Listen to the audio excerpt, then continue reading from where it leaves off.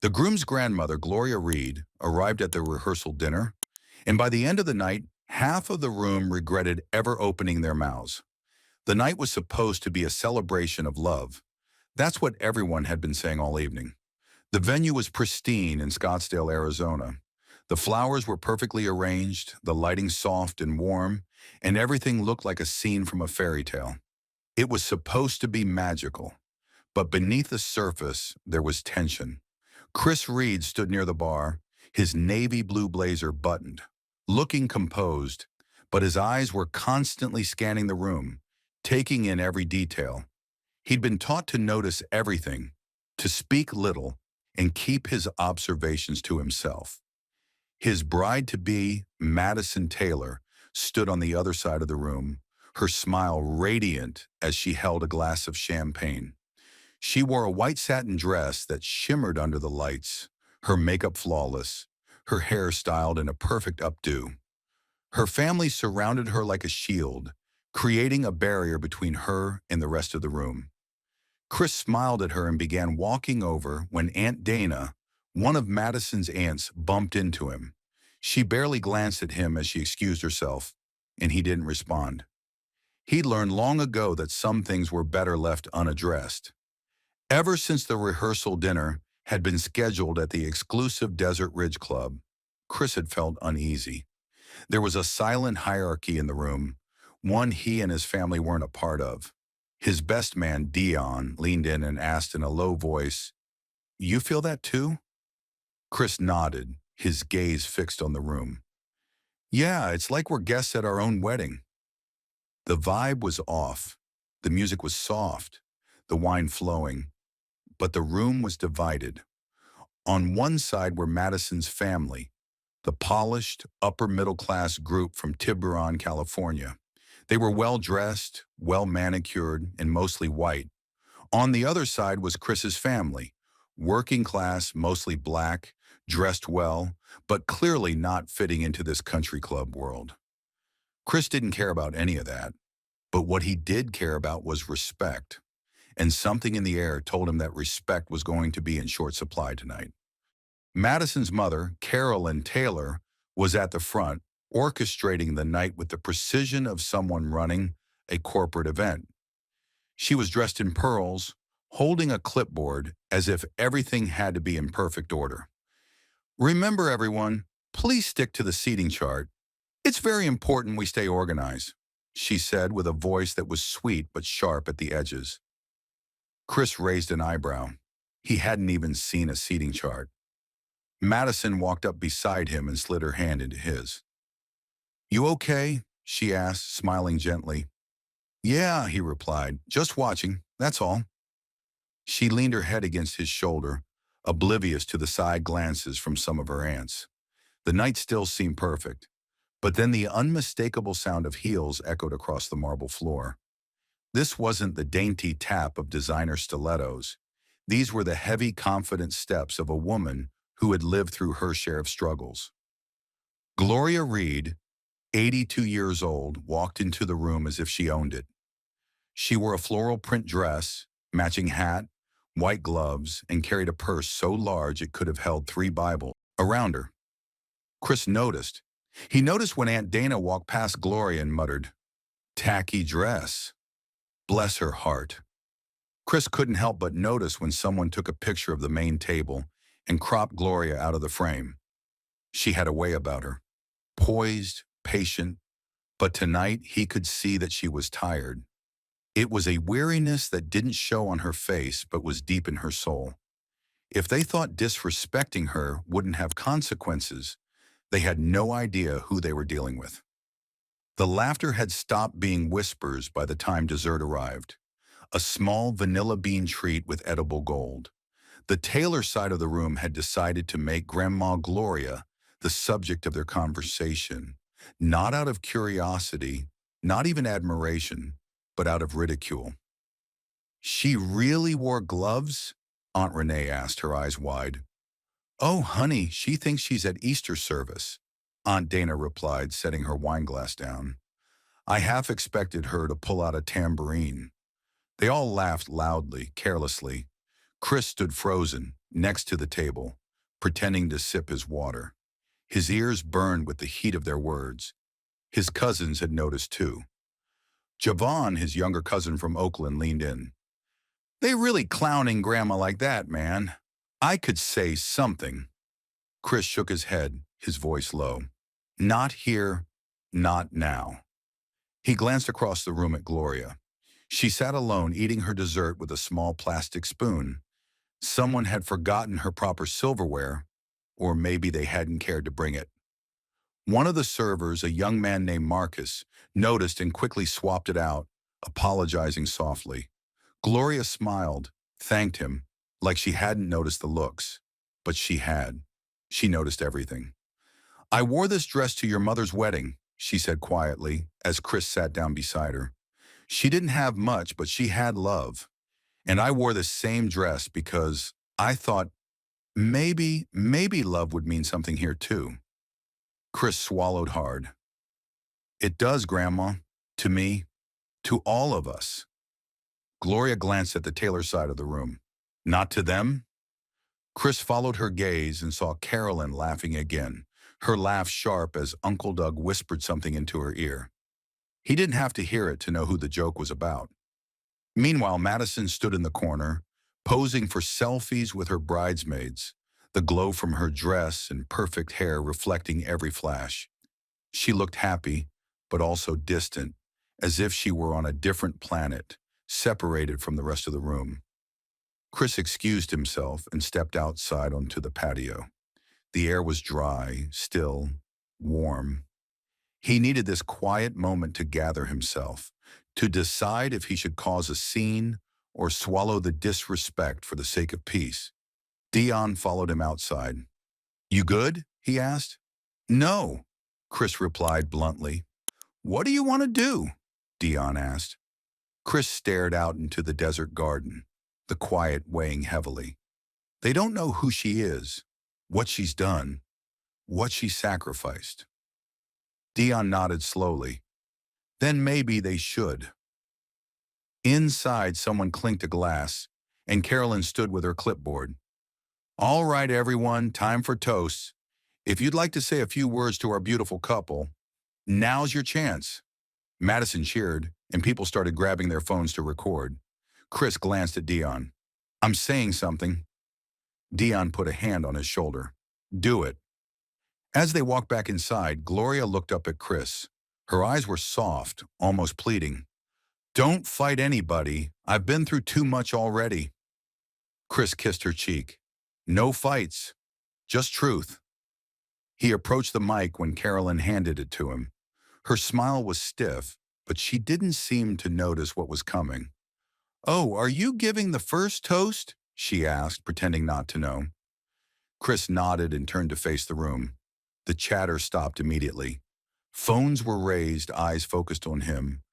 Gloria sat a little straighter in her chair, but none of them were ready for what Chris was about to say. Not even Madison.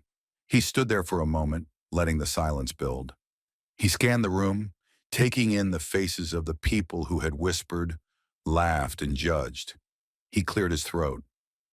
I wasn't planning on saying anything tonight, but watching this room, watching how some people have been treated, I can't stay quiet anymore. There was a shuffle at the table. Carolyn's smile wavered. Madison's eyes shot toward him. I want to talk about a woman, Chris continued. A woman who came here tonight, not for food, not for attention, not for the dress code. She came because she loves me. The room looked around, confused at first, unsure where this was going. I want to talk about Gloria Reed, my grandmother.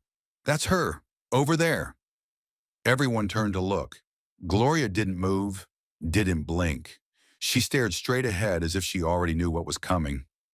Chris continued, his voice steady. When I was 6 years old, both my parents died in a car accident. A drunk driver ran a red light, and everything changed in an instant. Gloria took me in. No hesitation, no questions, just love. At the time, she was working nights at a cleaning company in Phoenix, scrubbing office buildings till her knees gave out.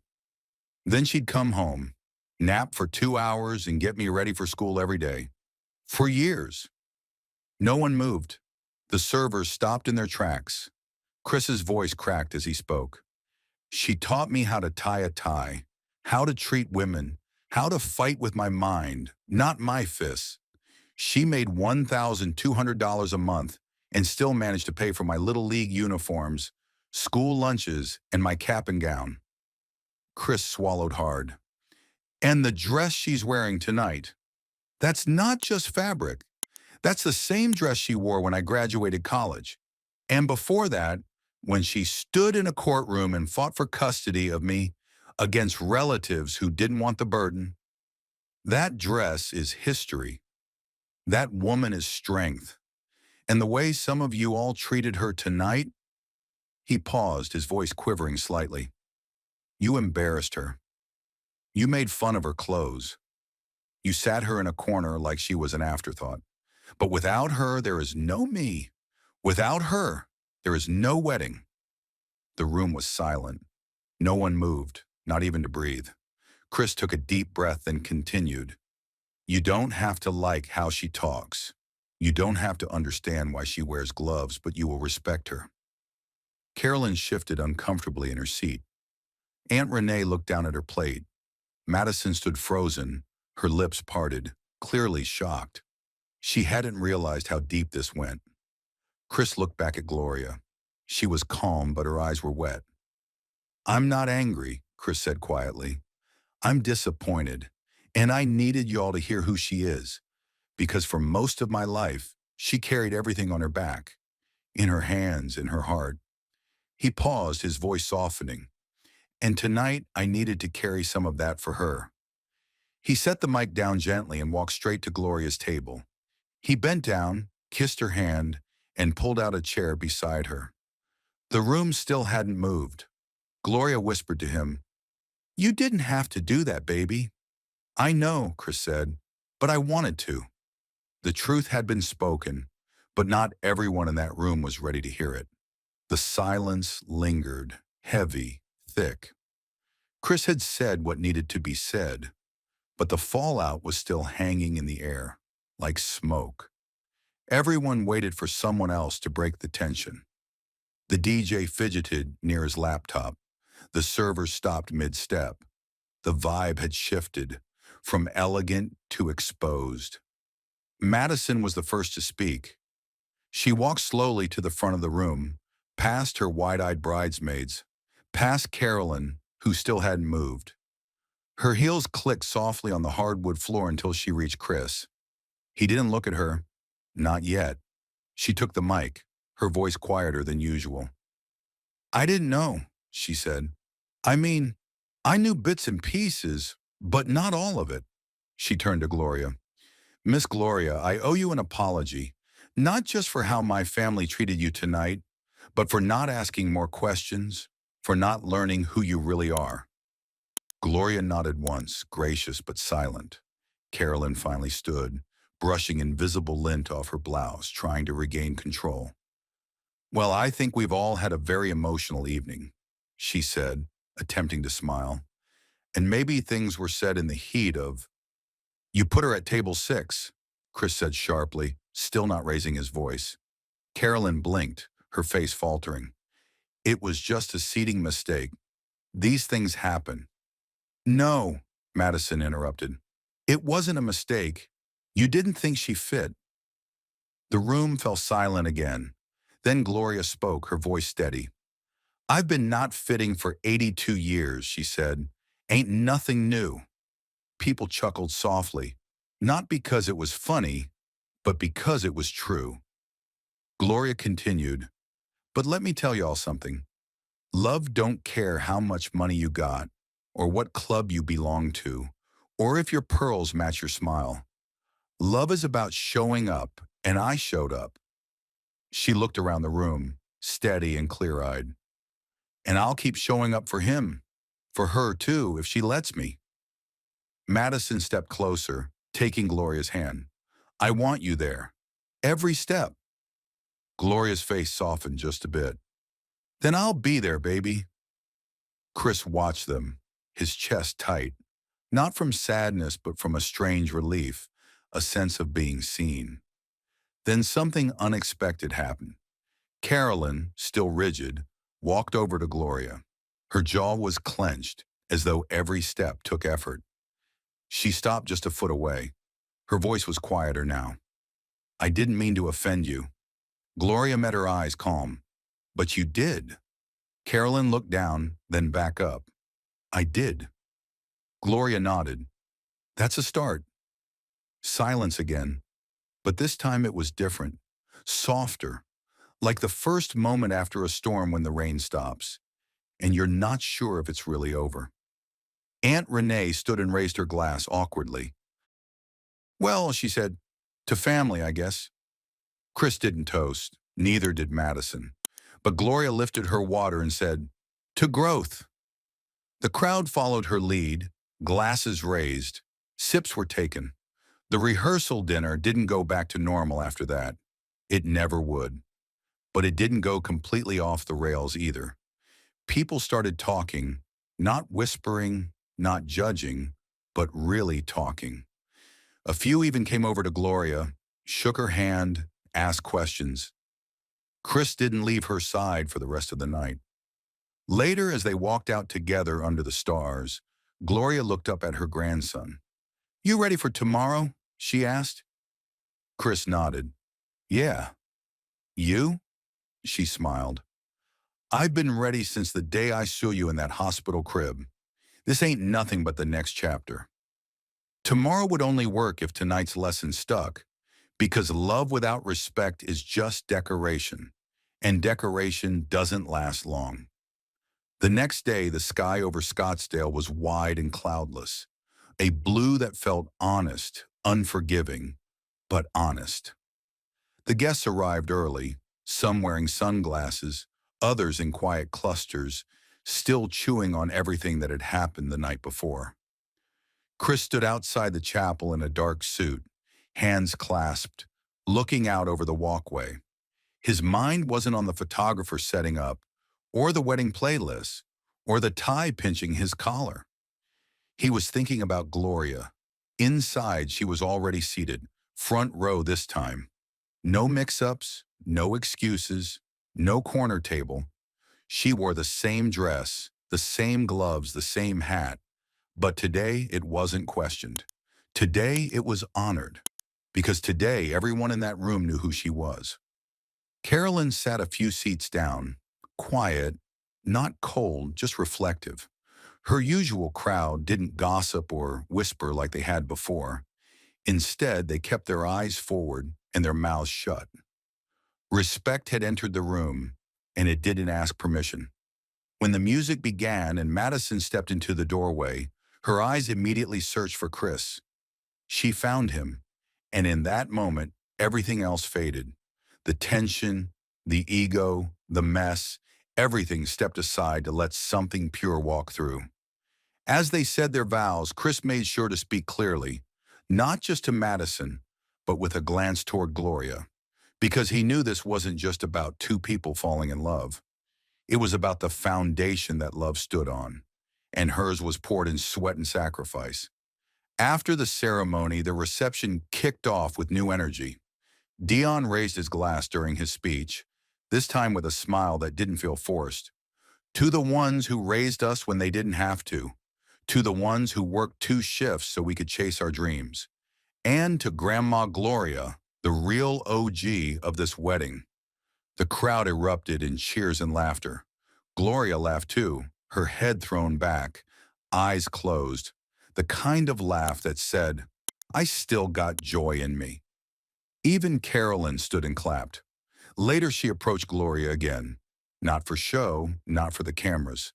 She came alone, hands folded, no clipboard in sight. "I've been thinking," she began, "about how much I didn't know." Gloria looked at her calmly. "Knowing takes work." "I want to try," Carolyn said, "not just for appearances, for real." Gloria studied her for a moment. "Come by the house sometime. I'll show you how to make fried cabbage and real cornbread. But you've got to leave those wine spritzers at home." Carolyn chuckled, surprised at herself. Deal. Chris saw it all from across the room. For the first time since they started planning the wedding, something deep inside his chest started to loosen. It wasn't just that the event was going well, it was that something had shifted. The air between the two families felt different now. Not perfect, but open. Madison took his hand and whispered, "You okay?"